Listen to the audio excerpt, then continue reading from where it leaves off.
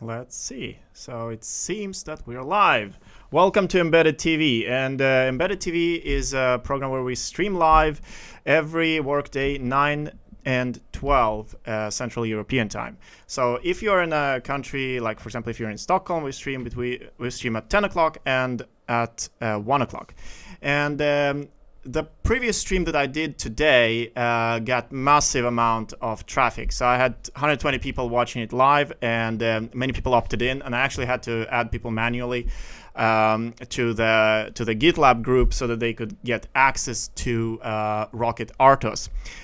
So today the theme of both streams today is Rocket RTOS, and it is an RTOS that I've developed based on my experience developing hardware and the problems that I was facing when I was writing code for microcontrollers. My hardware typically runs on ARM microcontrollers, and I have several different boards where I need to be able to reuse code between the different projects. So I have a typical problem where I need to for example, configure GPIO pins, and the traditional way of doing it, the way that other projects are doing it, is that you have if-defs in the code where you actually configure your GPIO pins, and so you need to compile different versions of the same code in order to compile it for different boards. And that particular solution is like I've had countless troubles with that solution because it's very difficult to test. Whenever you're compiling for a specific target, you have a different binary that includes different code. And so it's very easy to miss problems in the code when you cannot test the code and then use the same code on every single target. So I developed a solution where I basically follow the same strategy as Linux has followed with the device tree. So in fact, I use the device tree library that is parsing the same format of the device tree as the Linux kernel, except that I adapt it to the microcontroller world where we can run software on chips that have 128 kilobytes of memory, on which Linux is too big to fit. And so that's how Rocket RTOS was born, and it is the only RTOS that uses the device tree. Like the projects that are that you see today, like Nutex and FreeRTOS is a scheduler, so it's just a small part of it. But those projects are still using the old way of doing it, and so I didn't like that way of doing it, and I tried many different projects as I described in the last stream. So I put together Rocket RTOS, and it's actually a combination of different libraries that I've been working on for several years now. I had a library called libdriver, and I had a library called libk, and at one point the project was called MartinK, and it actually started with me putting together a library of drivers for the AVR microcontrollers, because I was frustrated with Arduino IDE. In fact, I just dumped it almost right away because I just saw the kind of the quality of the code was very basic there, and I couldn't really easily do concurrent programming with the code as it was developed for Arduino, because it wasn't designed to be integrated into a real-time operating system. And so I ended up putting together the code that I needed to make my projects work. And so over time, these libraries got varied amount of traction, each one of them, but they were still separate projects, and they were still kind of not part of a single whole. And so I ended up most recently now putting together all of these projects into one project, which I call the Rocket RTOS. And this is what this stream is about. And in this stream, I'm going to show you what you actually get access to when you opt in for Rocket RTOS. Now, if you follow the link in the video, you can actually enter your email, and you will get access to the Git repositories for the Rocket RTOS libraries. So let's have a look at what we actually have here. So the top-level repository is called Rocket, and the sub-libraries are added as sub-modules to the main Rocket repository. And so we have three, or actually, let's see. we have actually 4 basic libraries that are part of the rocket. But libfdt, I don't really count that because that is a standard library. It is distributed under the BSD license, while the rocket is distributed under GPLv2 license. However, you are not required to license your product under GPLv2 because as long as your product doesn't use the rocket, doesn't link to rocket directly and only uses the abstract interfaces, which I'm about to show you, you can license your application under whatever license that you want. We kind of follow the decoupled plugin model where you will be using abstract interfaces and all the drivers are going to be connected through the device tree so that you kind of get this device tree defined structure for your particular product, and then you can just reconfigure it for every PCB that you release for your product. So it becomes very simple to reconfigure for different versions, even of the same PCB for the same product. Now, first of all, we have the init. Init is a very small application. It's basically just the main for the RTOS. What it does is basically just implements a few system calls and it creates the init thread. Now, we start everything. We start the init as a thread, and there's a very good reason for that because we want to be able to sleep in the init, and but we still want to be able to start other threads and kind of. We want to have the scheduler started when we execute init, and so init is actually a separate process which gets started, and then the init thread probes the device drivers. When this happens, the code actually parses the built-in device tree. So when you build your firmware, your device tree gets embedded into the firmware, and so the device tree parser starts parsing the device tree, and then it goes through every single section in the device tree, and it instantiates every single module based on the driver which is specified in the compatible string.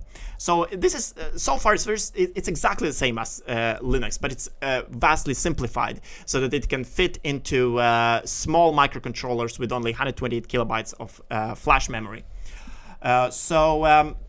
It goes over all of the device drivers and it instantiates them in order. So for example, if you have GPIO pins, you're probably familiar with defining GPIO pins and mapping GPIO pins for your STM32 or whatever microcontroller you're using.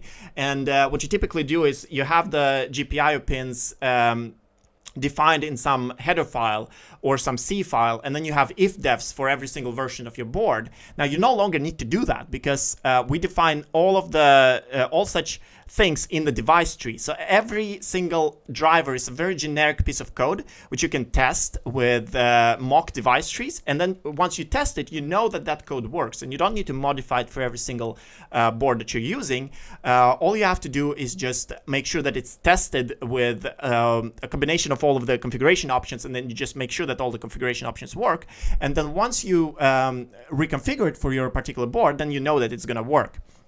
So when the device tree parser encounters a section like this, it will instantiate the GPIO driver instance, and this will basically reconfigure the pins. For example, GPIO C pin number 10 is going to be reconfigured for SPI 3, and so you can have different versions of the device tree for different versions of your board, and easily track the changes to the pin configurations in Git, because this is all just stored as a text file. So you will easily be able to see in the diffs exactly how the pin configurations have been changed, because now it's not spread out all over the place. Now it's just all in one place. Once the device tree is instantiated, all of the drivers, basically your application then needs to just reference the specific instances of the devices, and your application will be using the abstract interfaces which are provided by Rocket RTOS as part of the lib firmware package.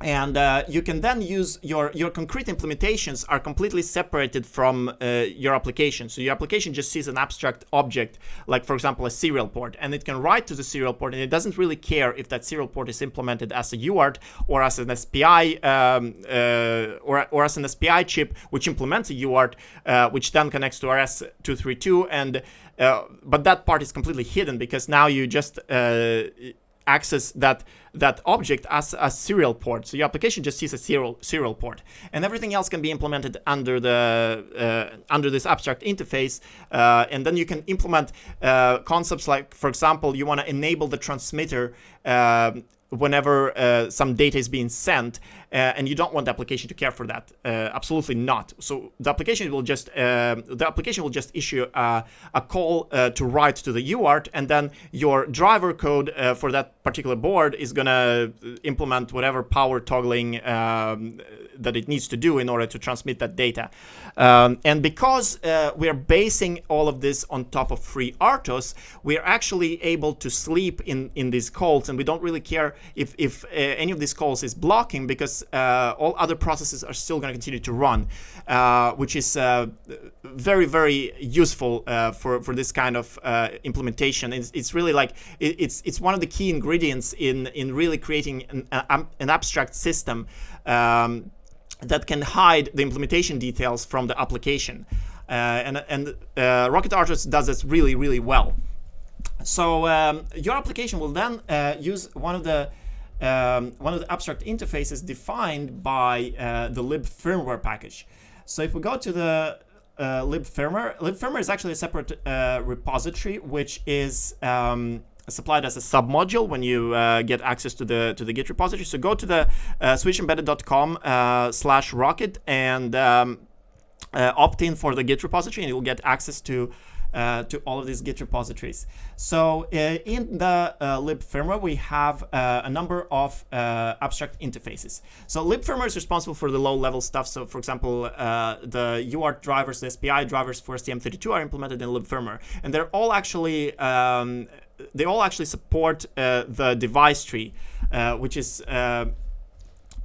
unique for. So basically, they're all written for Rocket RTOS. They're all part of Rocket RTOS. But you can still run free RTOS applications. So for example, if you have a dual processor with IMX and M4 core, you can still use the vendor provided free RTOS toolkit, and then you can integrate that with Rocket RTOS and run it on top of free RTOS. So let's have a look, for example, at a serial interface. Very simple interface, very common to use a serial interface. Serial interface basically takes on a serial port as argument, and it has write and read method. So whenever you're going to use the serial interface in your application or in your custom device drivers, you're going to simply call serial read, and then that will call an abstract interface. Now, how is this different from, for example, the interfaces that Arduino provides? Well, the way it is different is that the underlying system is able to properly reschedule the processor whenever there is some kind of delay in terms of communication with the device. So for example, while it's waiting for the UART to transmit data, you can actually run other processes. Now Arduino doesn't do that, and that is a very it's a subtle difference, but it's a huge difference, which you don't see it on the top on the top of the API. Like when you look at the API itself, you don't really see that difference. But underlying implementation is vastly different, because now whenever you are actually transmitting data, the processor can be rescheduled to run a different process, and so you can have things like motor control and console all happen at the same time. And that's basically the what FreeRTOS allows you to do. So you can FreeRTOS works as a scheduler underneath and basically reschedules the process. But we have an API for FreeRTOS and to make it much more simpler to use and much more consistent across all of the drivers. So besides serial port, there's a whole bunch of different interfaces. We have CanOpen support, for example, and that implements a complete CanOpen interface where we can have CanOpen addressing and CanOpen master and CanOpen slave. And so for example, you can have things like two boards communicating over CanOpen and automatically sharing data through the data objects defined by CanOpen. And there's a whole bunch of different interfaces. I'm not going to go into all of these interfaces in detail, but this is what you're going to get access to. So this is lib firmware, and as part of lib, and the last library, the last repository you're going to get access to is the lib driver. And lib driver is a full set of different drivers that are built on top of Rocket RTOS, and you're actually welcome to like implement or pull in the all kinds of different open source drivers into this library, because we're compatible with all of the open source licenses, such as BSD license, for example. And this is built on top of the lib firmware interfaces. So all of these drivers that are part of the lib driver library, they're actually generic drivers. So you can use them on any architecture because they're not specific to the architecture. They're more specific towards the device.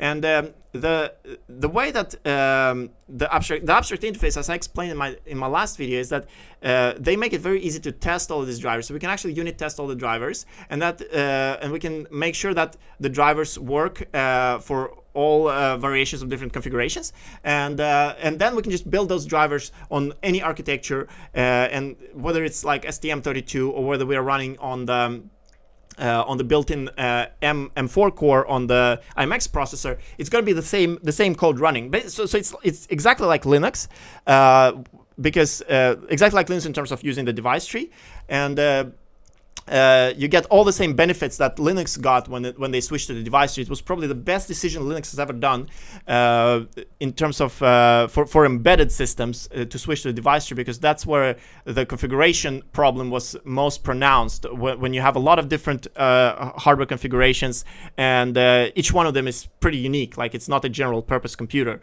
The whole definition of embedded systems is it's not a general purpose computer. It's a very specific system.